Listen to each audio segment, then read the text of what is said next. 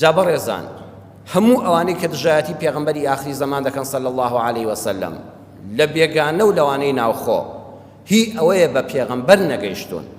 ئەگە کاتی خۆی پێغەمبەری خوا زیندوو بوو بەجەستە ئەو کافرانە نەدەچوونە خزمەتی جوانگوێی بۆ بگرن. ئەگە جوان لە خزمەتیا بوونایە تێی دەگەیشتن، بەڵام نەیان دەویست تێی بگەن، نەیان دەهیش خەڵکیش تێی بگا. و پاشانیش لە سەردەمی دوای وەفاتی پێغەمبەرەوە صلی الله عليه وسلم کەسانێک کە دژایەتی پێغەمبەر دەکەن ئەوەیە سیرەی پیرۆزیان نەخوێندوتەوە، یان کە خوێندویانەتەوە سیرەیەکی پڕ خورافاتیان خوێندوتەوە. شتی وا هەیە لە سیرەی پێغەمبەر صلی الله عليه وسلم نووسراوە کە شایان بە پێغەمبەر نییە. بۆیە دەبێ ئینسان ئەگە بیە پێغەمبەر بناسێ بچێتەوە خزمەت قورئان. كان خلقه القرآن. خاتو عائشة يفرمو أخلاقي پێغەمبەر قورئان بوو.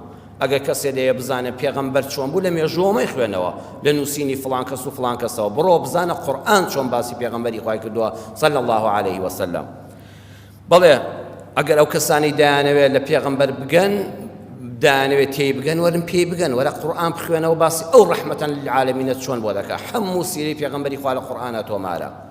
یان کەسانێک بەداخەوە کە ویستویانە پێغەمبەری خوا بناسن لە ڕێی میلادگرەکانیەوە، بینیویانە مامۆستایەکی ئاینی بەناو بانگ خوازێک متەکەبیر، عەسەبی، ڕووگرش، قسە تاڵ، ڕۆژ تا ئێوارە بە ناوی دینی ئیسلامەوە لەعنەت و زەحمەت دەبەخشێتەوە لە جیاتی ڕەحمەت. هەموو کەسی پێ جەهەنەمیە بەس لەگەڵ ئەوانە بی، وەکو ئەو بیر نەکەیەوە تۆ کافری، فاسقی، فاجری، جێگەت جەهەنەمە. یعنی ڕووناکیەک لەم سەر زەوێدا بۆ ناوی دینی ئیسلامەوە بۆ تۆ نامێنێتەوە. کەسێکیش لە دوورەوە پێغەمبەری خوای لە قورئانەوە نەناسیوە، ئەڵێ ئەمە میلادگیری پێغەمبەر بێ کەواتە محەممەد خۆشی وا بووە، بۆیە لێی دوور دەکەوێتەوە. جا بۆیە بە یەکگەیشتن لەگەڵ محەممەدی ئاخری زەماندا صلی الله عليه وسلم سەرنجامەکەی تێگەیشتن و ملکەجبوونی فەرمانەکانیەتی.